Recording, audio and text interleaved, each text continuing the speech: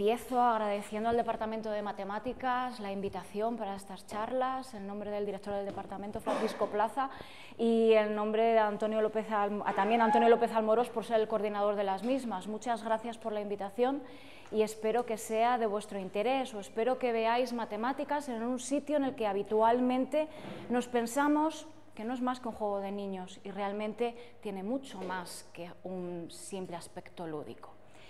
Empezaré explicando el título, que puede resultar un poco sorprendente. Podría haber puesto simplemente matemáticas y papiroflexia o matemáticas y origami, pero como bien ha dicho Antonio, yo me dedico a la enseñanza de las matemáticas desde hace muchísimos años e investigo en didáctica, es decir, en cómo enseñar esas matemáticas. Cuando viene un alumno a preguntarte una duda de matemáticas, los alumnos os preguntáis unos a otros o dais clases particulares, un profesor de matemáticas le vais a preguntar cómo se hace un problema, y hay dos cosas que todo profesor de matemáticas hace, y es coger un folio, un bolígrafo, un lápiz y comenzar a escribir.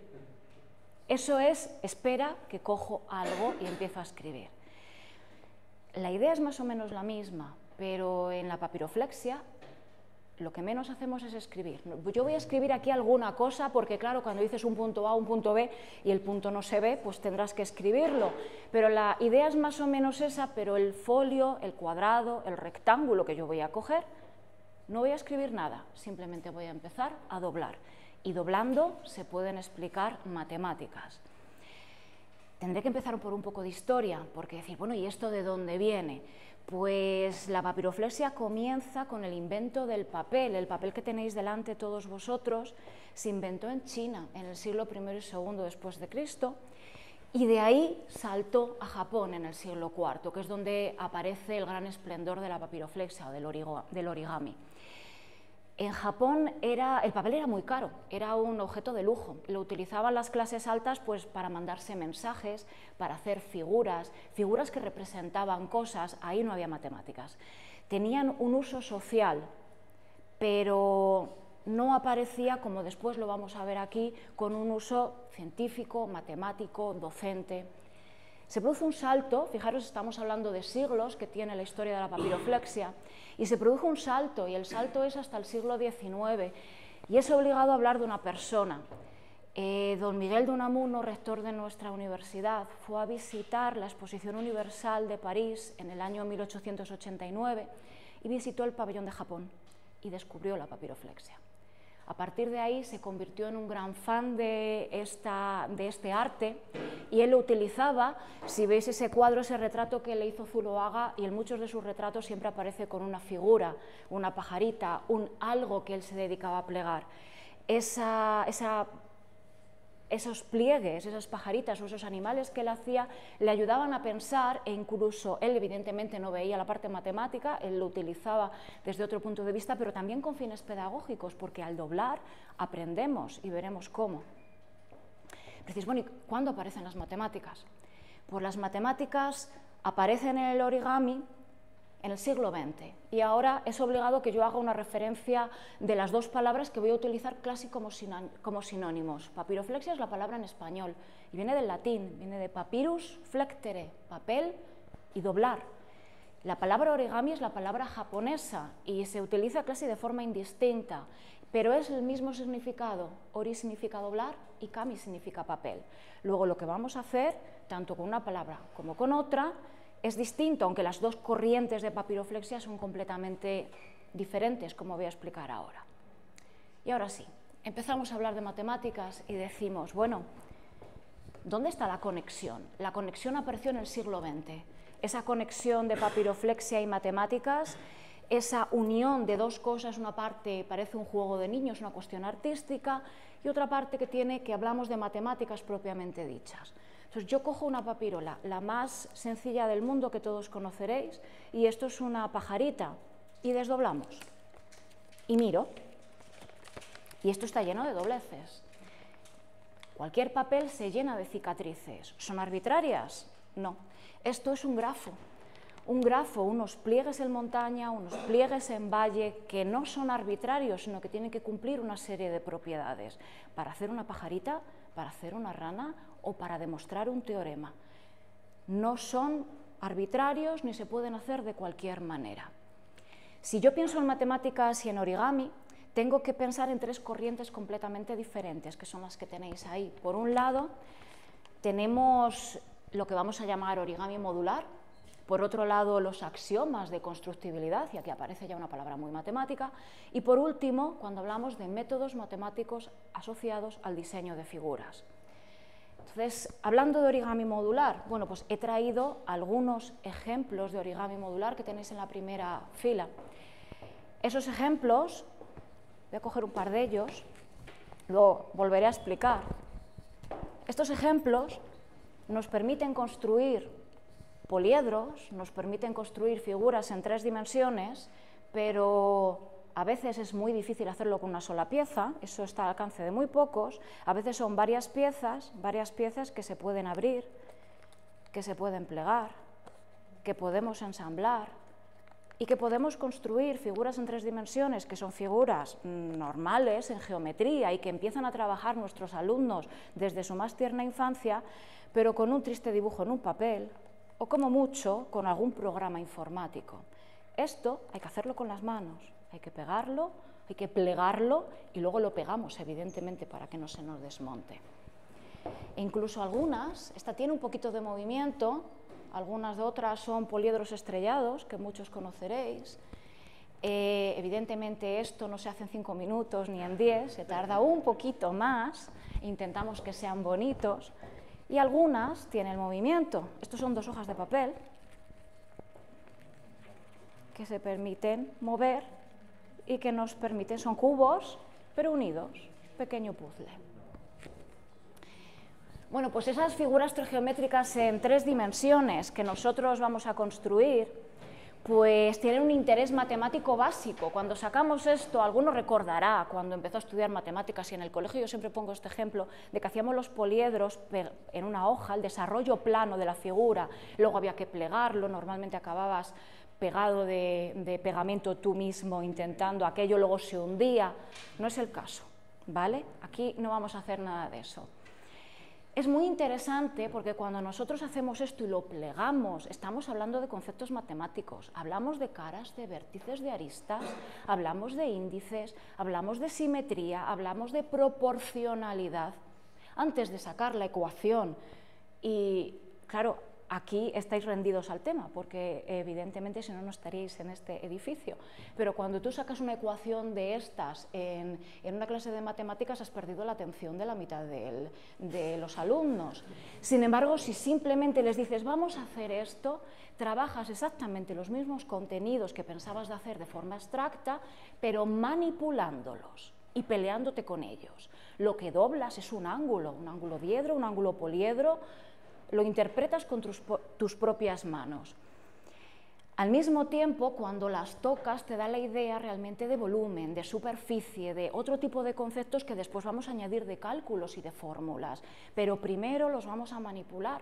Luego, esa comprensión matemática, que teniendo en cuenta de dónde vengo y dónde yo trabajo, es fundamental en esa manipulación. Los 5 poliedros regulares, que conocéis los sólidos platónicos, pues los podemos construir con papel y normalmente con origami modular. Parece una cosa muy sencilla, pero construir un poliedro regular, sobre todo el dodecaedro, lo del pentágono regular, vamos a intentar construir uno esta mañana, no es exactamente sencillo. Imaginaros un dodecaedro, ¿vale? Imaginaros un icosaedro que tiene 20 caras, que son triángulos equiláteros. Eso está al alcance de muy pocos, hacerlo con una sola hoja de papel. Muy pocos. Uno de ellos es el profesor Haba, un matemático japonés que es uno de los grandes padres del origami, como ahora aparecerá más veces. Entonces, bueno, ahí tenéis la imagen de un icosaedro hecho con una única hoja de papel. No hay solapitas que se pegan, no hay desarrollo plano, es ir plegando. Entonces, la filosofía del origami japonés es muy peculiar y algunas cosas nos las vamos a saltar porque en Occidente tenemos otro tipo de filosofía, pero es importante por algunos aspectos. Lo primero de ellos es que para la elaboración de figuras se usa papel sin adornos. Yo he repartido papel de colores, uno tiene adornos. Yo ya esa primera norma me la he saltado porque el primer papel que he usado tiene adornos, ¿vale? Entonces, bueno, eso es una cuestión estética que nos ayudará a que las cosas sean lo más bonitas posibles, pero poco más. Solamente se usan las manos. Si solamente se usan las manos, es algo muy importante más adelante, es que no se puede cortar, ni rasgar, ni trocear el papel. Lo que tienes, rectángulo, cuadrado es un cuadrado, pero un rectángulo con proporciones variadas, no se puede cortar de ninguna de las maneras. ¿Eso qué quiere decir? Que se puede ir hacia atrás y hacia adelante. Lo que yo he hecho con la pajarita, he usado la pajarita porque lógicamente es más sencillo. Hay otras figuras que desdoblarlas implica más trabajo, pero es muy interesante desdoblarlas para descubrir el grafo que te ofrecen, ¿vale? Tiene que ser firme y estable, eso es una cosa que cuando empecemos a plegar, el primer coraje que te da es que aquello no es exacto, no es firme, se te tambalea, los vértices no son puntos, sino que son segmentos de longitud, vamos, considerable, entonces, pero eso forma parte de las imperfecciones del ser humano y nos las vamos a admitir, pero bueno, vamos a intentar que nos quede siempre lo mejor posible. Y la figura resultante debe ser elegante y bien acabada, veréis. Cuando explicamos matemáticas, una de las cosas que cuando explicamos en clase y decimos, este teorema tiene una demostración muy elegante, es algo muy hermoso, al que no le gustan nos mira como si nos hubiese dado un algo diciendo, ¿esto dónde está lo hermoso y lo elegante?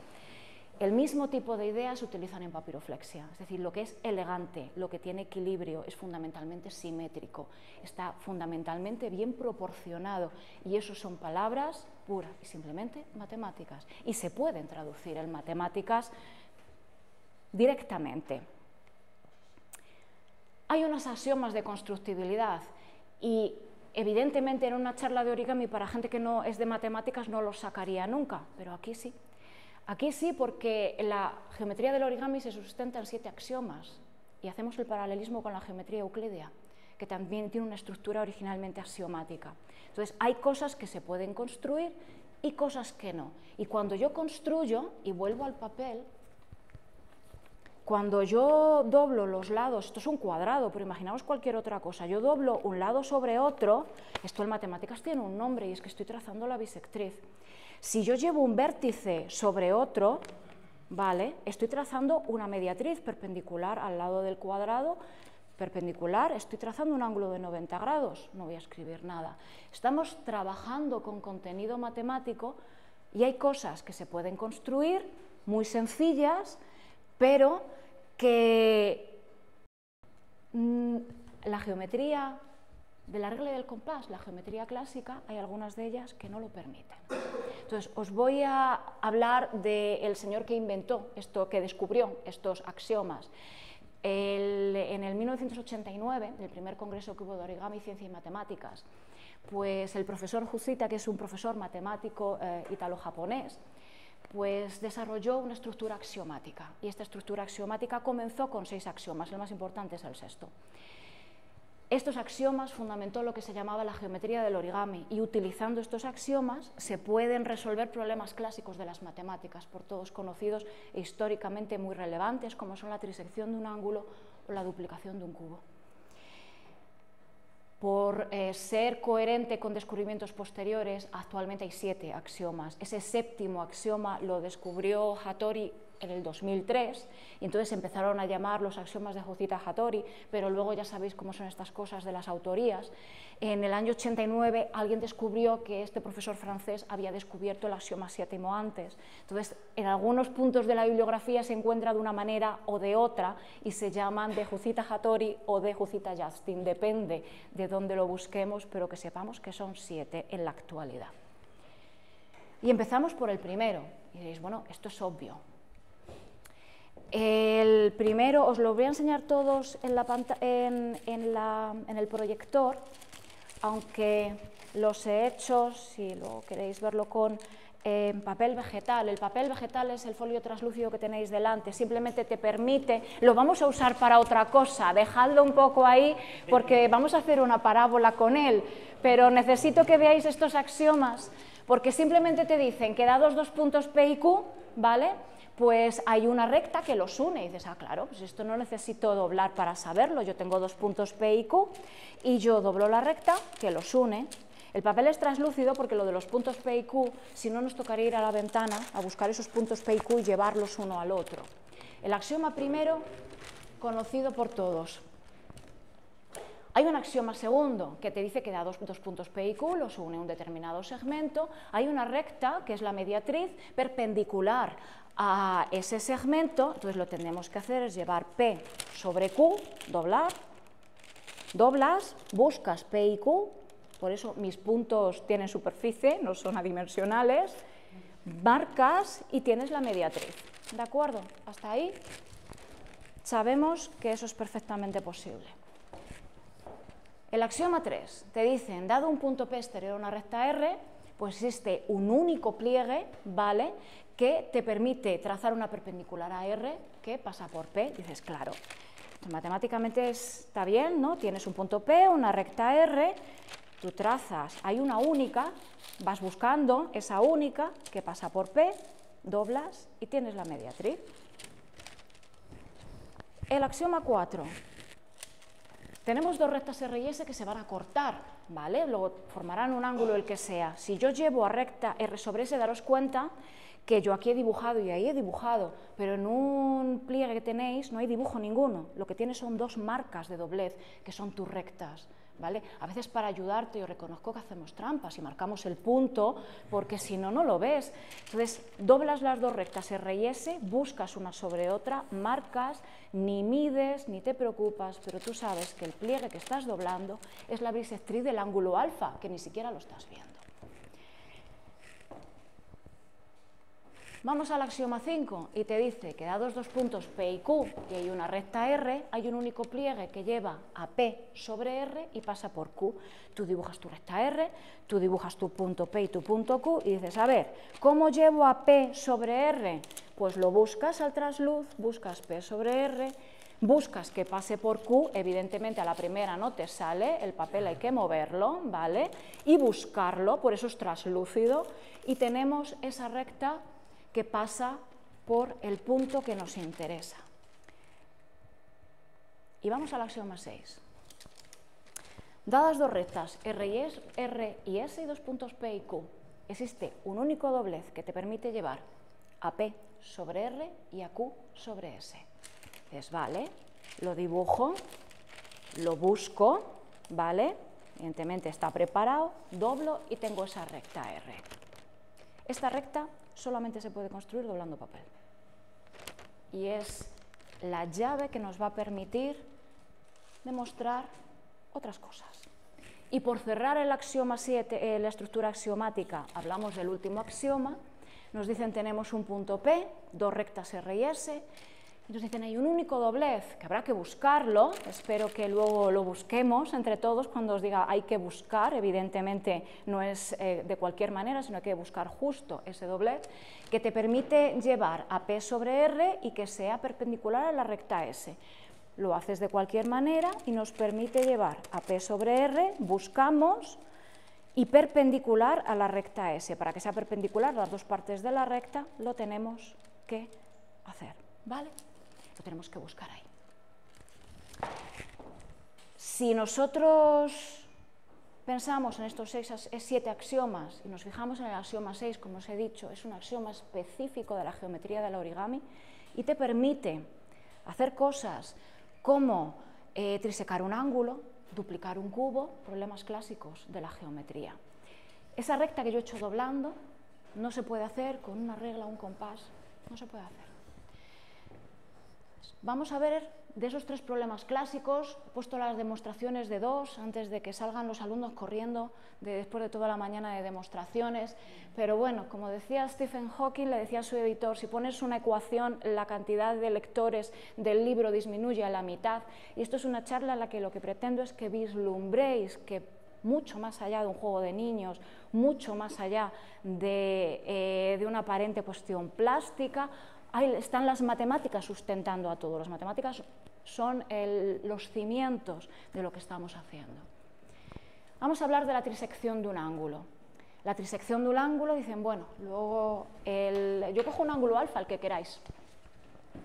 Tomamos una hoja cuadrada, tenéis hecho la imagen ahí delante, y entonces me voy a fijar, voy a trazar una recta que voy a llamar L sub 2 y que va a formar un ángulo alfa, el que queramos, con la recta horizontal, ¿de acuerdo? Lo que vamos a hacer es hacer las dobleces que aparecen ahí, es exactamente esta hoja, una típica hoja de origami que es blanca por un lado y de color por otro, porque le vamos a necesitar esos dos colores, ayudan mucho, y lo que vamos a hacer va a ser doblar la mitad, ¿vale? No, eso es cuando yo ya eso es al final, cuando yo os diga, haced esto. De momento os lo podéis hacer, evidentemente, porque la charla la vais a tener a vuestra disposición, pero os voy a enseñar los 3 problemas clásicos, conocidos por todos, y con la parte, en algunos de ellos, con la parte matemática que está detrás. Si dividimos la mitad, ¿vale? Divido, hallo el punto P sub 2, y lo que voy a hacer es hallar la recta L sub 1 doblando la mitad de la mitad, ¿de acuerdo? Entonces tendríamos ahí más marcadas para que las veáis bien, pero normalmente no hay más marca que la recta que yo he dibujado con el ángulo que me interesa trisecar. Lo único que tenemos que hacer es lo siguiente. Una vez que he hecho esas dobleces, es llevar al punto P sub 1 a la recta L sub 1 y el punto P sub 2 a la recta L sub 2. Si los llevamos así, y evidentemente esa doblez que aparece ahí es la misma que tenemos aquí, si lo continúo, el ángulo que forma con la horizontal son 2/3 del ángulo alfa que yo he indicado inicialmente, sin medir alfa. Evidentemente, una vez que tengo 2/3, hacer la trisección, es decir, dividirlo a la mitad, no es más que hacer la bisectriz de este ángulo. Luego, uno de los problemas que podemos hacer simplemente doblando. Vamos a trisecar un segmento. Trisecar un segmento es una de las cuestiones que podemos resolver con una geometría elemental de forma muy sencilla, pero después lo vamos a usar más adelante para cosas que podemos complicar mucho más, evidentemente. Estamos como en toda estructura axiomática, aparecen los teoremas elementales y luego seguimos elaborando y complicando. Si lo que vamos a hacer es una hoja cuadrada, las hojas, los cuadrados son todos iguales en el mundo, lo único que varía es la longitud del lado. Luego vamos a llamar lado L el que sea, pueden ser más grandes, más pequeños. El lado L es el que yo quiero trisecar. Bueno, pues lo primero vamos a hallar el punto medio de un lado. Yo no mido nada. Para hallar el punto medio de un lado, llevo lado sobre lado, marco el punto, en este caso he marcado mediatriz completa, y tengo el punto medio del lado. Y lo único que voy a hacer es, para ayudarme, por eso os comentaba que ponemos vértices a los lados, simplemente porque esto del vértice derecha e izquierda a veces es complicado, es llevar el vértice A ese punto M. Bueno, pues el trocito que me queda aquí libre, ese trocito de ahí, son 2/3 del lado, sea cual sea el lado que utilicemos. Bueno, esto va a ser mucho creer, pues mucho creer, ¿no? La idea es la siguiente, estos dos triángulos son semejantes porque son triángulos de lados perpendiculares, dos triángulos de lados perpendiculares, tienen los ángulos iguales, son semejantes, luego además son rectángulos, por lo tanto la demostración es tan simple como el teorema de Tales y el teorema de Pitágoras. Lanzamos el teorema, ahí he cambiado el nombre del punto de P a M, pero la demostración la tenéis delante, es simplemente sustituir, despejar, proporcionalidad, y al final llegamos a que esa distancia que os estoy comentando son 2/3, he normalizado L a 1, ¿de acuerdo? Porque evidentemente no va a depender del cuadrado que yo use. Además, este es el llamado teorema de Haga, el señor que apareció al principio. Este teorema se puede generalizar, y si en vez de hacerlo a la mitad quiero hacer divisiones, las que sean, en el segmento, lo puedo hacer en general, en vez de sustituir por los datos de valor de un medio de L, y obtendría una tabla de valores que me permitiría dividir un segmento en cuantos trozos a mí me interesara. El siguiente teorema es la duplicación de un cubo, y este es un problema que tiene historia, quizás alguno conozca, porque en la época de Pericles Atenas estaba asolada por la peste, entonces no sabían qué hacer para combatirla y fueron al oráculo de Delfos y le dijo el dios Apolo, bueno, la que hablaba, según el dios Apolo, que la solución estaría en la duplicación de un cubo de arista A, y esto no se puede hacer con la geometría clásica, con lo cual los griegos lo tenían un poco mal. ¿Qué supone duplicar un cubo? Pues nada, tú, en teoría, pues muy bien, tú coges un cubo de arista A, su volumen es A al cubo, buscamos un cubo de arista X cuyo volumen sea el doble, es decir, que X entre la proporción entre esas dos aristas sea la raíz cúbica de 2. O sea, matemáticamente, pues muy bien. ¿Se puede hacer? Evidentemente sí.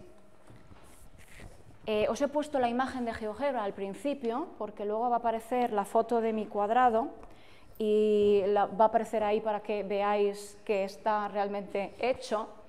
Lo que hacemos es una hoja de papel cuadrada de lado 1, como siempre, nosotros vamos a normalizar y nosotros vamos a buscar una serie de pliegues, llamamos a los vértices A, B, C y D, buscamos diagonales, buscamos el lado medio, voy llamando a los vértices, porque luego cuando yo diga cuál es el I, cuál es el J, pues evidentemente no lo sabemos, sino que lo vamos marcando, ¿vale?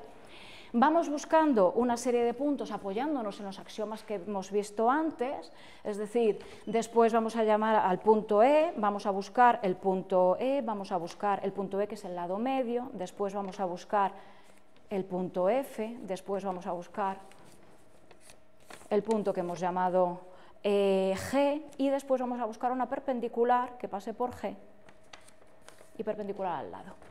El caso es que después de una serie de dobleces vamos a llegar a un punto interior F. Ese punto interior F tiene unas coordenadas concretas.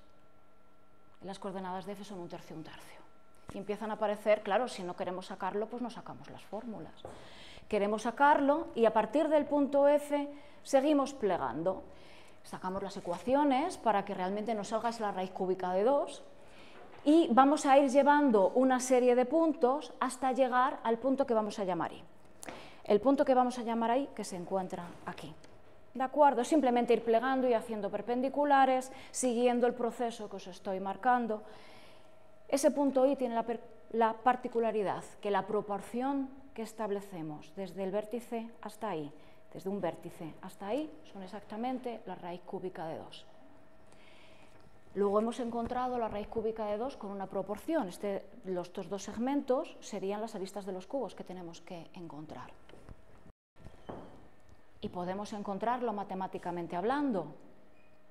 Pues bueno, esa es la imagen, es verde, la imagen exactamente de lo que yo he hecho, la imagen con GeoGebra ayuda, pero no tiene luego la cosa de hacerlo con el papel, evidentemente. Y empezamos a aparecer ecuaciones. No me voy a detener en sustituimos, despejamos, trigonometría, no es el momento, pero realmente es algo perfectamente resoluble. Y empiezan a aparecer la raíz cúbica de 2 ahí abajo, y cuando yo resuelvo, aparece lo que quería. Matemáticamente hablando, aparece la raíz cúbica de 2, y ahora os descubro el gran problema que tiene la papiroflexia que ya he dicho antes. Yo matemáticamente hablando lo saco, te lo demuestro, te pongo ecuaciones, coordenadas y te aplico lo que sea para sacarlo. Pero claro, siguiente, es el mismo cuadrado hecho 2 veces.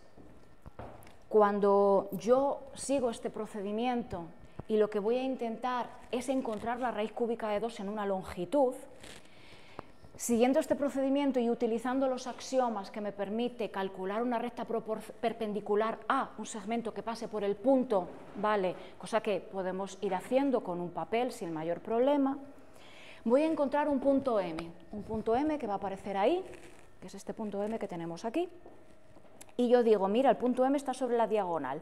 Si yo mido la distancia desde A hasta M, me sale la raíz cúbica de 2. Y ahora me permitís el paréntesis. La raíz cúbica de 2, como bien sabéis, tiene muchos decimales. Y tengo que suponer varias cosas. Que lo que yo parto es un cuadrado, que mis puntos son adimensionales, es decir, que no hay superficie, que cuando yo trazo una recta perpendicular no son 89,9 ni 90,1, sino que son 90 grados exactos, y por supuesto que soy un ser humano y cometo errores a la hora de doblar. Por lo tanto, cuando uno dice esto, tienes que demostrarlo matemáticamente y dices, te juro que sale raíz cúbica de 2, porque luego a lo mejor cuando vamos a medir tenemos que admitir un error. Ese error al que os voy a invitar cuando dobléis, digo, admitiros un error porque si no, no vamos a ningún sitio, evidentemente hablando. Las matemáticas tienen esta parte maravillosa, aquí es que nos permiten hacer cosas y sabemos que son ciertas, pero luego, claro, hay que llevarlas a la práctica. Y el llevado a la práctica implica que cometemos un error. Y a la hora de doblar papel, por muy bonitas que sean, a veces somos capaces de ocultar los defectos de nuestras figuras. ¿Vale? Este es un problema clásico de la geometría y lo conseguimos con esa estructura axiomática y con estos ladrillos construimos todo lo demás. Entonces, hablamos de métodos matemáticos para construir. Decimos, bueno, ¿qué hacemos? Me preguntaba ayer Antonio, ¿primero te sientas y haces toda la demostración matemática y luego te sientas a plegar? Pues en realidad no. En realidad se hace algo parecido como cuando hace un matemático un teorema. Nosotros nos lo explican perfecto, ¿no? El teorema de... Parece que este señor se sentó un día y lo escribió tal cual nos lo explican en clase. Esto no es verdad, ¿vale? Hay un montón de intentos, un montón de aproximaciones, un montón de ensayos, y esto es lo que se hace. Pero claro, igual que un gran matemático no crea sobre la nada, en papiroflexia tampoco. Hay una serie de cosas básicas que hay que saber a partir de las cuales construimos. Esas cosas básicas son unas bases de plegado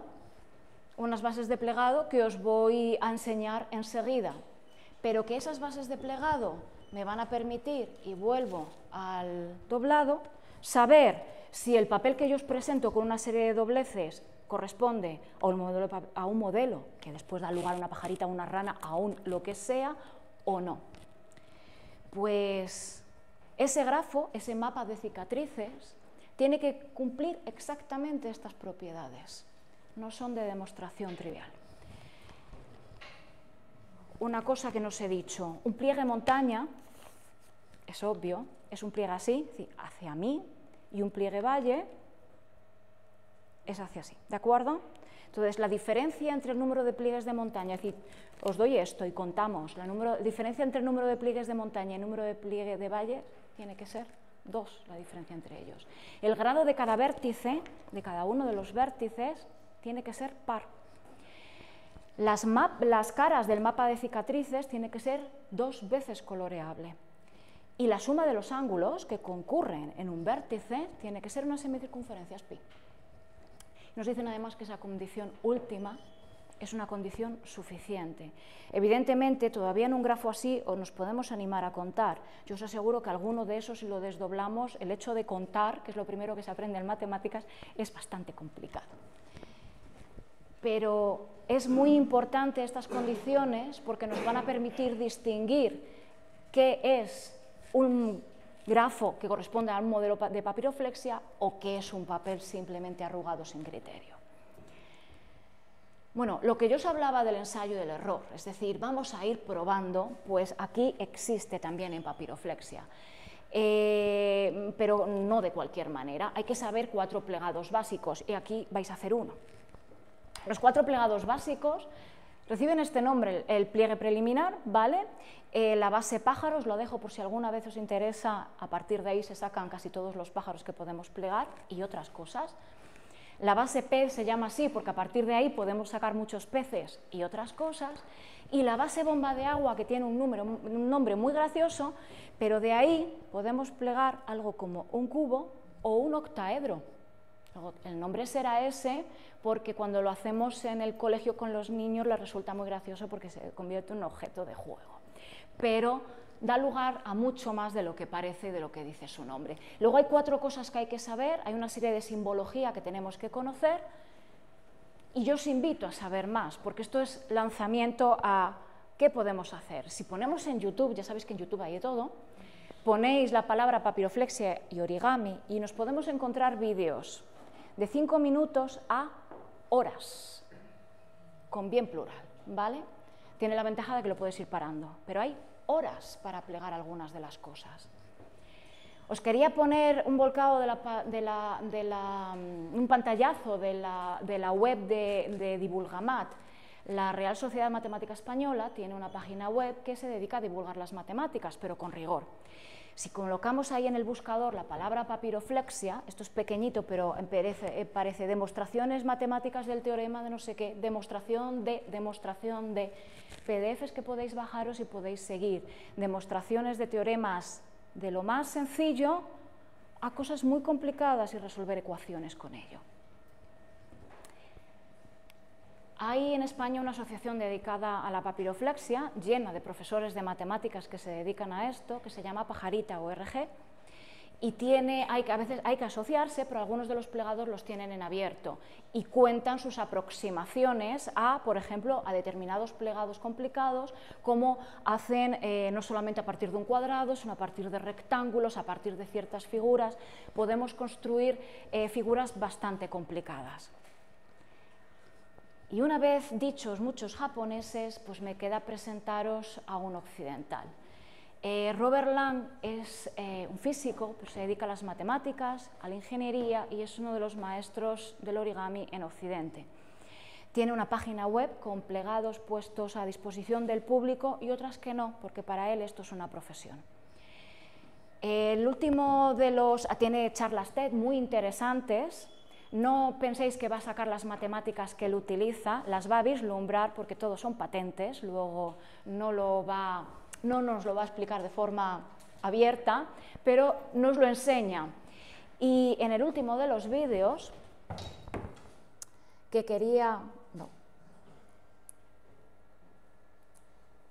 que vieseis, son 3 minutos.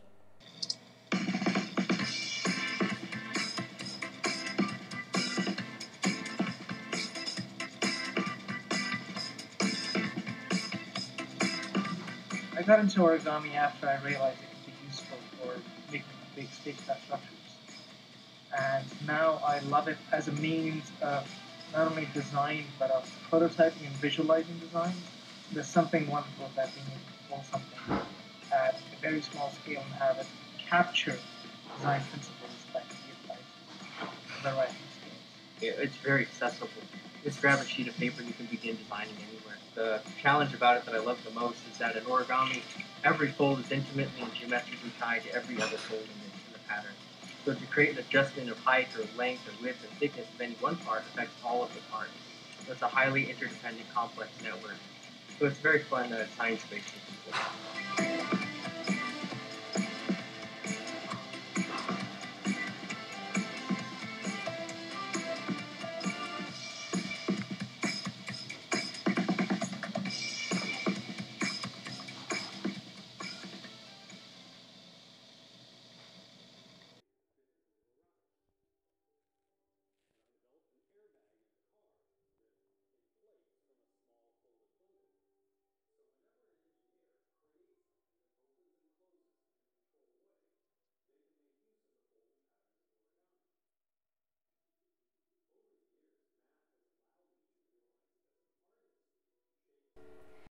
Bueno,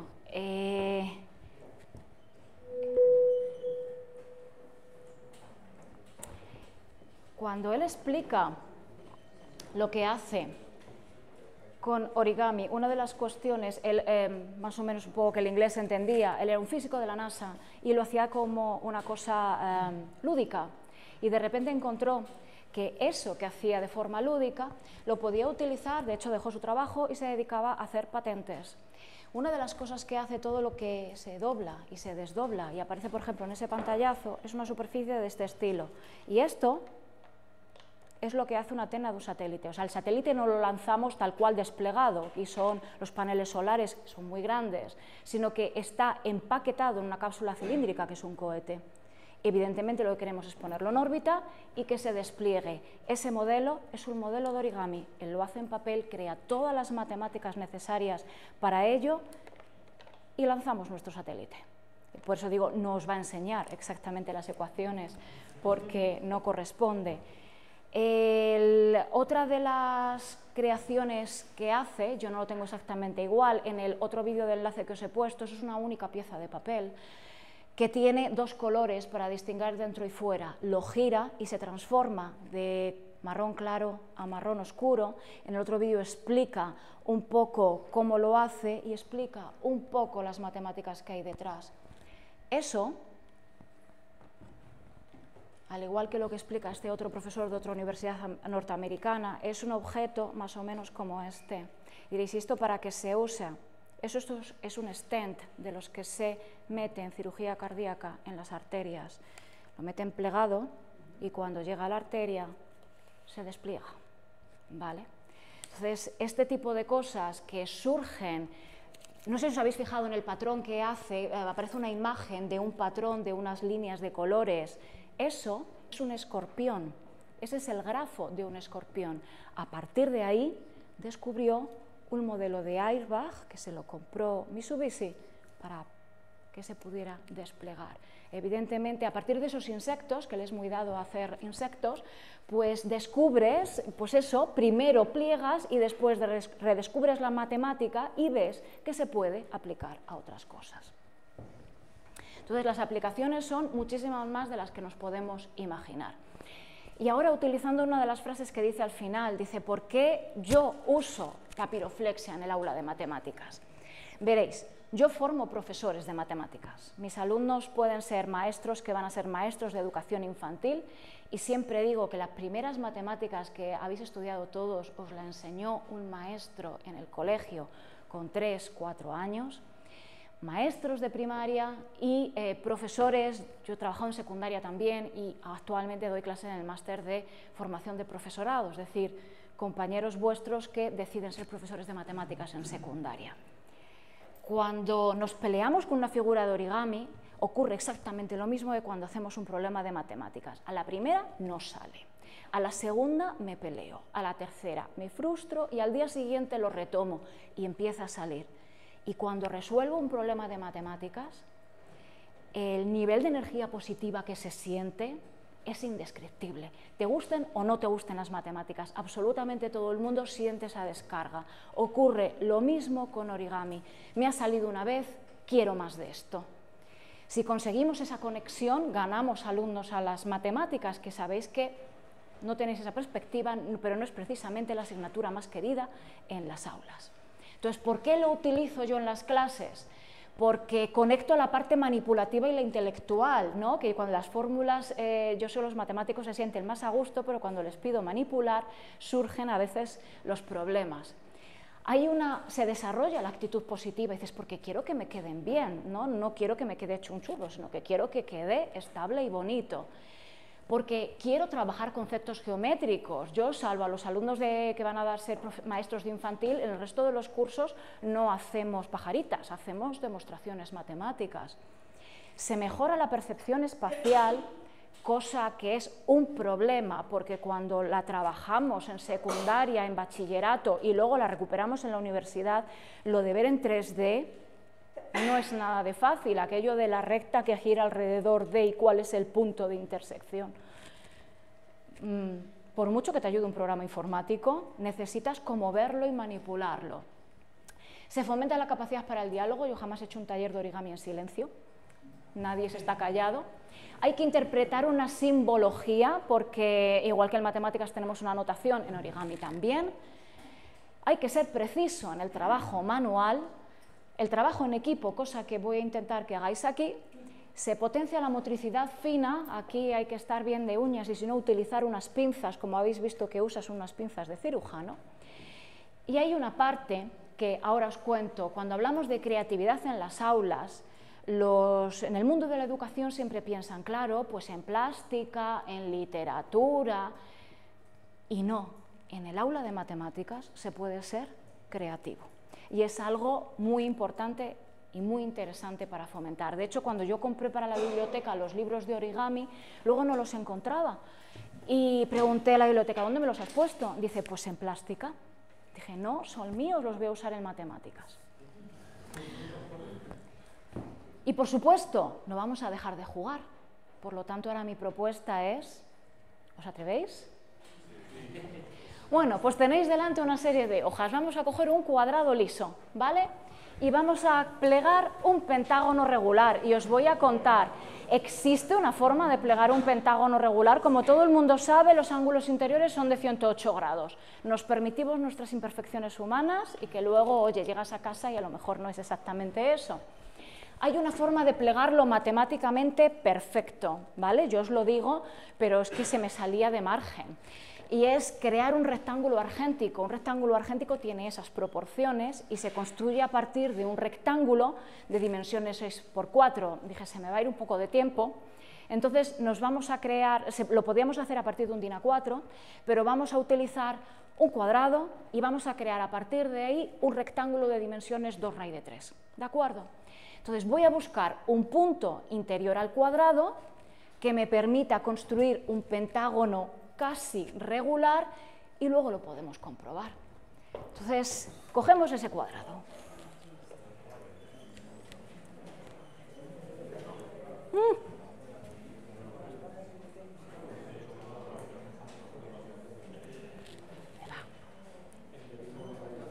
Ah, ok, es que soy... Venga, hombre, espera. Va. Tenéis un cuadrado delante, ¿vale? Os voy a hacer el making of para que veamos qué vamos a hacer. Un cuadrado, el mío es más grande, pero bueno, tenéis un cuadrado de una dimensión bastante reducida. Entonces yo os propongo lo siguiente. Vamos a hacer una mediatriz de uno de los lados, por lo tanto simplemente tenéis que doblar, ¿vale? Doblar vértice sobre vértice, esos son cuadrados de verdad, ¿vale? No los he hecho yo. Este cuadrado que yo tengo sí que lo he hecho yo, por lo tanto, a partir de un DIN A4 ya no es muy cuadrado. Creamos una mediatriz, ¿de acuerdo? Marcamos bien, si no tenemos uñas nos apañamos y desdoblamos. Y claro, yo no dibujo recta, simplemente eso que hemos marcado es la mediatriz, es una recta R, vale, lo que queráis, ponedle a la ecuación que queráis, pero ya tenemos una recta R delante. Cojo el vértice inferior derecho, ¿vale? Y lo llevo a la mediatriz, pero la doblez que tenéis que hacer, esta doblez de aquí, tiene que pasar exactamente por el vértice inferior izquierdo. ¿Veis mis manos? A ver, que me estoy saliendo. Va. ¿Se ve mal? ¿Lo veis? ¿Veis mediatriz? ¿Sí? Vértice inferior derecho a la mediatriz, pero la doblez que vais a marcar no es una doblez cualquiera, sino que tiene que pasar por el vértice inferior izquierdo exactamente. Esto, al final es mejor enseñarlo.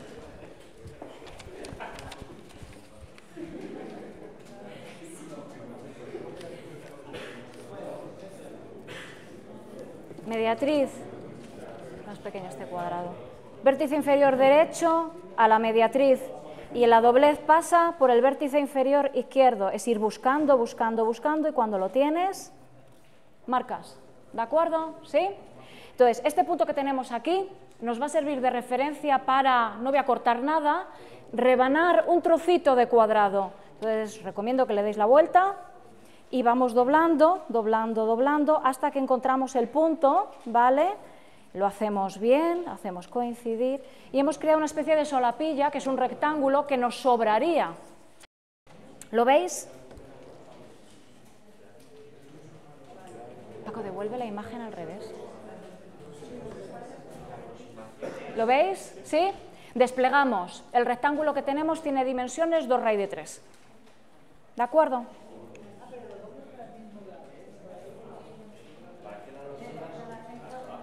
La solapa para atrás, porque deberíamos de cortarla, pero bueno, la vamos a dejar ahí, no nos molesta. Este es un rectángulo, lo que tenemos delante, ¿vale? Partíamos de un cuadrado, tenemos un rectángulo. Ahora cojo el vértice de la derecha y lo llevo a la mediatriz, y la doblez tiene que pasar por el vértice de arriba. Solamente hay una posibilidad.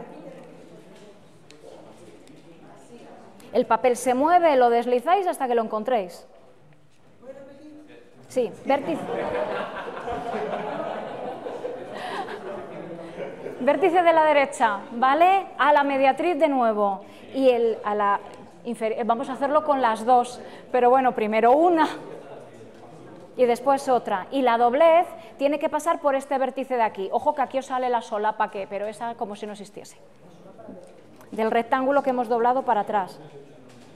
Lo buscamos, no te va a salir a la primera, buscamos... Bueno, lo que es arriba es abajo. La cámara me está haciendo... 1, ¿lo veis así? Lo hago al revés. Y el otro simétrico.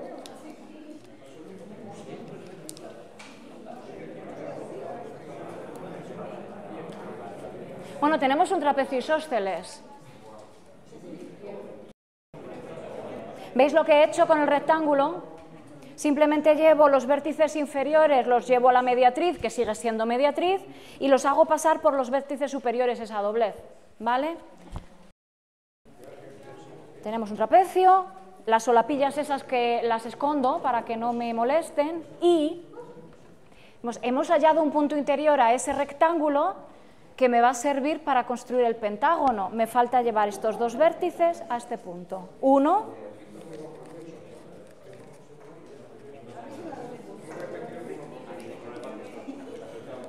y 2. Le damos la vuelta.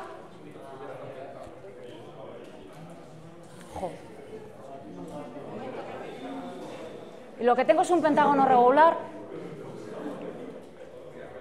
Bastante regular, ¿eh? Os invito a que lo miráis en casa. Bastante regular. ¿Sí?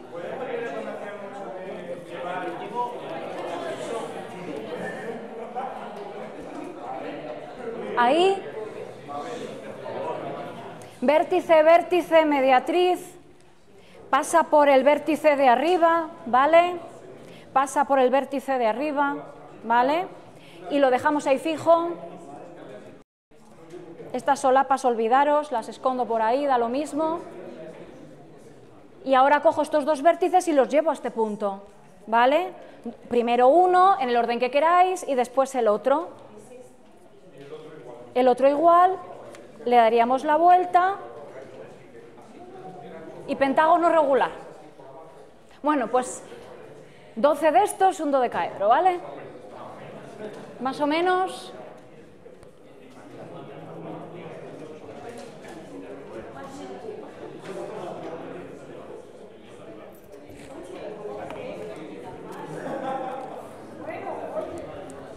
Más o menos nos da.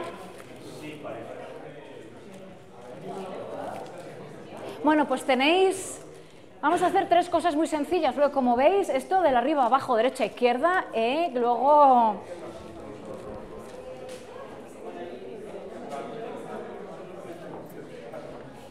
Una de las cuestiones más complicadas, no complicadas, sino cuando en el bachillerato nos enseñaban las cónicas, sacábamos toda la artillería matemática. Si una cónica sacas enseguida ecuaciones, los focos, calcula, no sé qué, no sé qué. Y dices, ¿y por qué no las dibujamos? Y claro, al dibujarla pues depende cada uno de lo que diera en su vida. Pues yo nunca vi dibujo técnico, luego malamente nos apañábamos de diferente manera, pero hay formas de conseguir doblar una elipse, una cónica de una parábola, doblando papel. ¿Cómo? Vamos a hacer una, ¿vale? Os enseño las otras dos, las imágenes están ahí colocadas, son fotos de mi mismo papel, espero que lo veáis. No sé si lo veis más o menos. El papel vegetal tiene la cosa esta de que es translúcido, pero para trazar una elipse es una circunferencia, cualquiera, y un punto P que yo marco en ella. Lo que hay que hacer es ir llevando este punto a la circunferencia. Coges el punto, lo llevas, por eso es translúcido. Vamos a hacer la parábola porque no creo que tengáis un compás a mano. Y doblas. Y se supone que tendríamos que hacer movimientos diferenciales muy pequeñitos, ir pasando el punto, por eso se utiliza el papel vegetal, a lo largo de toda la circunferencia. Doblamos, doblamos, doblamos y desplegamos, y lo que aparece aquí es la elipse como envolvente de una familia infinita de rectas. Lo mismo en el caso de una hipérbola, pero en este caso el punto es exterior a la circunferencia. Lo llevaríamos doblando, doblando, doblando, y no sé si veis más o menos, aparece aquí y aparece aquí de forma simétrica. Vamos a hacer una parábola. Coged el papel vegetal que tenéis delante y necesito simplemente que hagáis una recta. La recta directriz de la parábola y un punto que el que vosotros queráis que nos va a hacer de foco. Ay, vale. Un lápiz, una recta, simplemente. Lápiz, bolígrafo. Se ve bastante, yo creo que se ve bastante.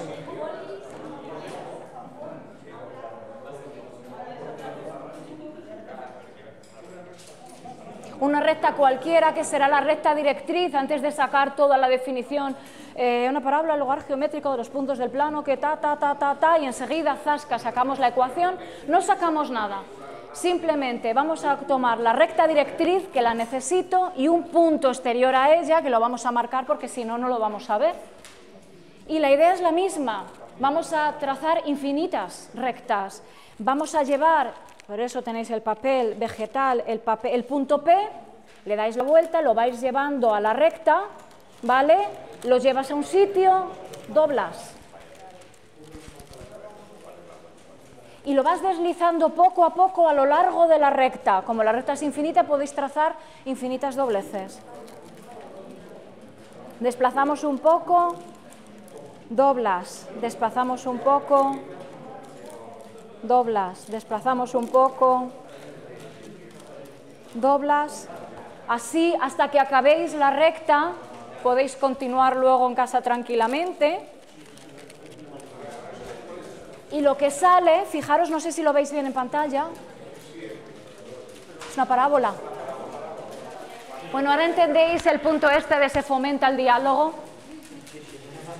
Es imposible, por lo menos en este país no nos podemos estar callados mientras hacemos. Va saliendo, va tomando forma, ¿sí?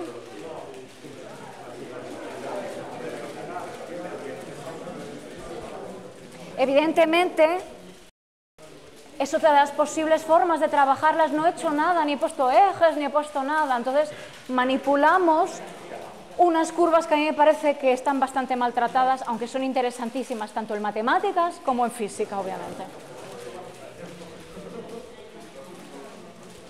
Bueno, veo que vais cogiendo carrerilla. ¿Os atrevéis a pasar a 3 dimensiones? Eso es un salto ya considerable.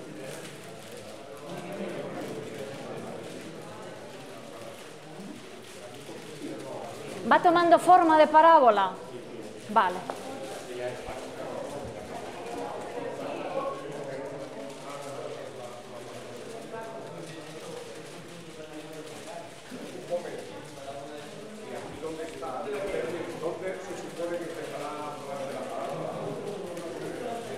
Me salgo de cámara, me va a reñir el realizador. Claro. Tienes que seguir para que se vaya curvando del lado de extremo a extremo de la recta. Bueno, siguiente construcción.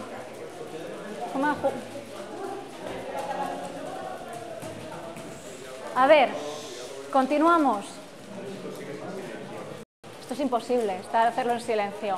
Bueno, pues hemos visto cómo se trabaja colaborativamente, hemos visto cómo se trabaja dialogando, como has hecho tú, veo esto como es, ¿no? Y vamos a hacer el siguiente paso, que es el trabajo colaborativo. Y vamos a construir un octaedro regular. Esto. Y es muy fácil. Ya veréis. Cada uno de vosotros tiene otro cuadrado de otro color, ¿vale? En liso, ¿de acuerdo? Entonces, como bien sabemos, un octaedro tiene 6 vértices, entonces lo vamos a hacer colaborativamente. En vez de plegar cada uno 6 veces lo mismo, vamos a coger cada uno de nosotros, vamos a hacer uno de los vértices, vamos a juntar 6 piezas y vamos a construir un octaedro. Aquí el plegado es muy sencillo, la construcción, como lo hacéis colaborativamente, está bien. El trabajo colaborativo significa que a lo mejor necesitamos más de 2 manos, ¿vale? Entonces, el pliegue que tenéis que hacer cada uno de vosotros es la bomba de agua y os lo explico porque es muy fácil. Cogemos uno de los cuadrados, ¿vale? Y marcamos diagonales, diagonal, le dais la vuelta, mediatrices y mediatrices. Es decir, unas en valle y otras en montaña. ¿Entendido? O sea, tú coges diagonal, si no le das la vuelta y lo que era antes valle se convierte en la montaña. Toca la cámara. O sea, doblas mediatrices, doblas diagonales, perdón, doblamos mediatrices. Es que la doblez luego va a hacer que el papel vaya solo al sitio al que tú quieres que vaya. Le das la vuelta y doblas. Si fuéramos japoneses, doblaríamos en el aire sin apoyar. Eso va a ser mucho, sí. Eso es imposible.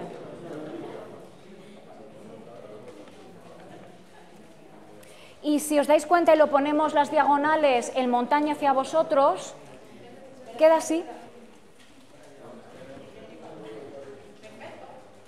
¿Sí? Lo colocamos encima de la mesa y queda así.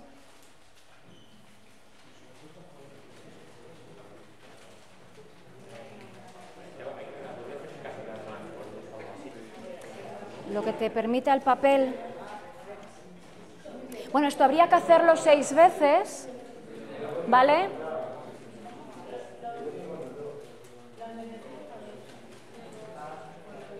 ¿Estamos?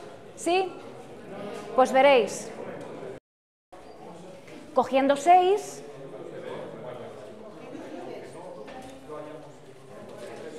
A ver, miradme porque si no, necesitamos el habilidoso que coja 6. Reconozco que los códigos de colores en este caso ayudan, porque lo que voy a hacer va a ser intersectar, es decir,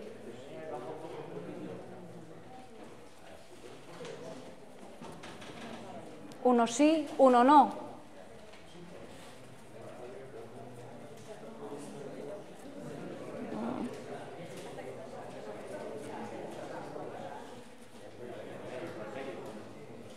Uno sí, uno no.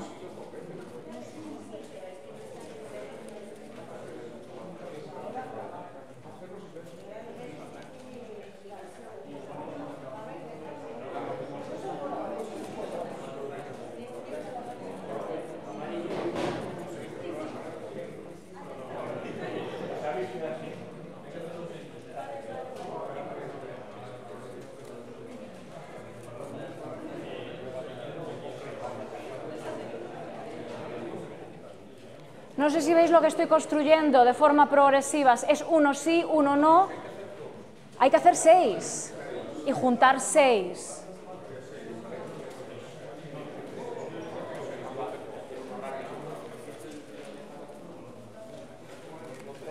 ¿Se tarda un poquitín?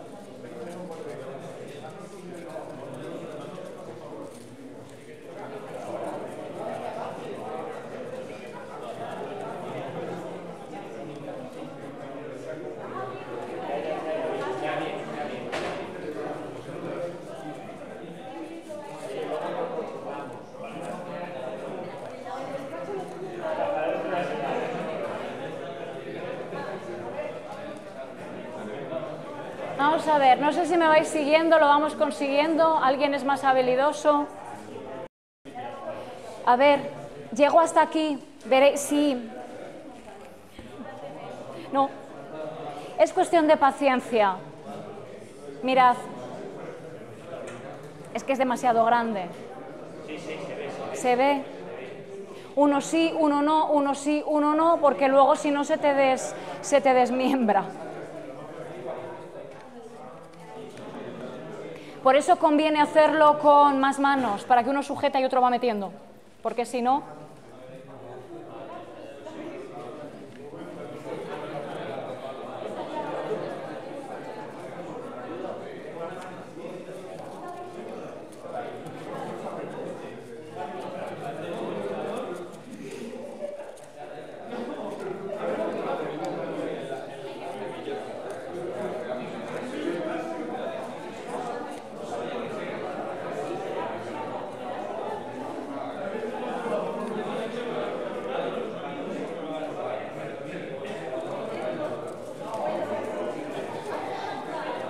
Bueno, ¿está? ¿Sí?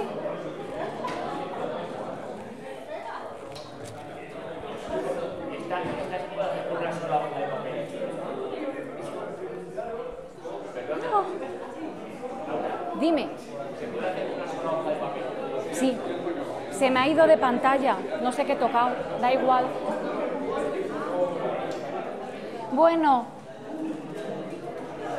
Bueno, en la presentación están cónicas, la explicación es lo que os he estado comentando de palabra, las fotos son las que os he enseñado y después la parte de lo que habéis hecho al principio es lo que se llama la bomba de agua, que sirve para hacer el octaedro o sirve para hacer un cubo. El cubo lo podríamos hacer también con una hoja de papel, es un cubo, es decir, en vez de con cuadrados sale de otra manera, pero es esa misma base, es decir, cuando os digan una base bomba de agua es hacer eso y luego empezar a plegar otras cosas. Entonces, bueno, para terminar, quisiera acabar pues, con una historia, quisiera enlazar como he empezado al principio. Al principio de la charla yo he empezado hablando del invento del origami en Japón y al principio he puesto la imagen de una pajarita, en España es la imagen tradicional, muchas veces veréis las imágenes de Unamuno con una pajarita al lado, en la película también. La imagen tradicional de Japón es una grulla. Y la explicación es la que yo quería contaros, porque la papiroflexia el origami tiene mucho que ver con el arte, tiene mucho que ver con la historia, con leyendas, con cultura de cada uno de esos países. Entonces, la historia es la leyenda de las 1000 grullas de papel. Es una leyenda japonesa que dice que si expresas un deseo y pliegas 1000 grullas de papel, ese deseo se va a convertir en realidad. La historia es muy conocida en el mundo por una de las víctimas de la bomba de Hiroshima que lanzaron sobre Japón. Como bien sabéis, en Japón, el 6 de agosto del año 45, lanzaron una bomba atómica y hay una niña que se llamaba Sadako que vivía en Hiroshima y aparentemente no le ocurrió nada, pero al cabo de 10 años desarrolló una leucemia y con 12 años se murió. Estando en el hospital, una compañera de habitación le explicó cómo plegar una grulla y le dijo que si plegaba 1000 grullas, un deseo se convertiría en realidad, un deseo de los grandes, un deseo de salud, un deseo de vida próspera. Sadako empezó a plegar grullas, algunas de las grullas que plegó se pueden ver en el Museo de la Memoria de Hiroshima. Sus compañeras de colegio también plegaron esas grullas y la enterraron con Sadako, esas grullas que plegaron. Y todos los años, desde diferentes puntos del planeta, llegan grullas plegadas y unidas por hilos que cuelgan en la estatua de Sadako para recordar aquel hecho histórico tan triste, pero también para expresar un gran deseo de paz en ese caso. Entonces, bueno, este es el final de la charla que quería haceros. Con un buen deseo, muchísimas gracias por vuestra atención. Y simplemente para expresar un inicio de buenos deseos, os traigo plegada también una grulla, que es el único animal que he traído en este caso, con mis mejores deseos para el Departamento de Matemáticas y los alumnos del grado. Muchísimas gracias por vuestra asistencia.